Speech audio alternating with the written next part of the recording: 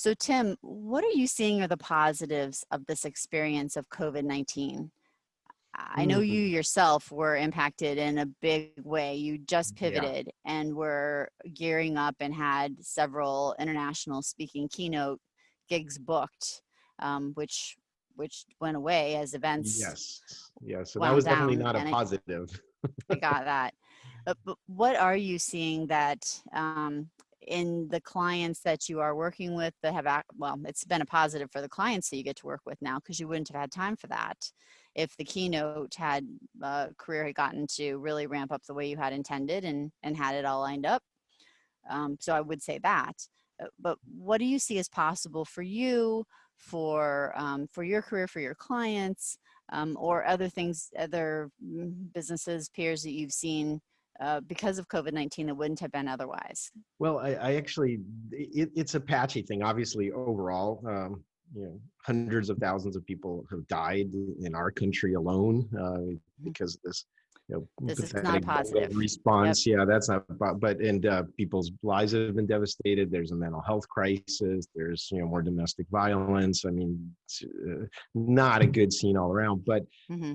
there are some kind of silver linings to me about it. On a personal level, I would say that I'm getting much deeper connections with people. Everyone was too busy before. I'm doing whatever I'm doing. I'm, pivoting and growing my next unicorn and, using all the buzzwords that I need to. And I'm just too busy to talk to you. And now people have time to just live life at a more normal pace. And I found that they're willing to go deeper in conversations, even when you're talking to business people. A lot more personal stuff enters into it when their dog jumps into the background or their kids, talking to them. If people are more real and they're willing to be more open and vulnerable, to me, that's one of the gifts of this time. Got it. For sure. Authenticity. It's right there. Yeah. Great. And what have you or your peers or teams or clients, what have you seen that folks have learned that they wouldn't have learned if not for this experience? Well, I think that we're locking in some new habits regarding how we shop and how we buy.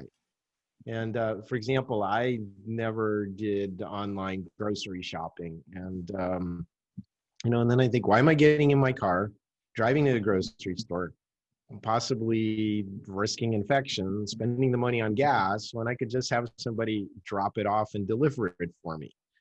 So I think buying patterns are happening. I saw somewhere a stat that said for e-commerce, the growth in the percentage of the economy that's done through e-commerce for the preceding 12 years has been the same as the 12 weeks of the lockdown. So basically, Oh, e-commerce growth has doubled in 12 weeks from what it had done in the previous 12 years.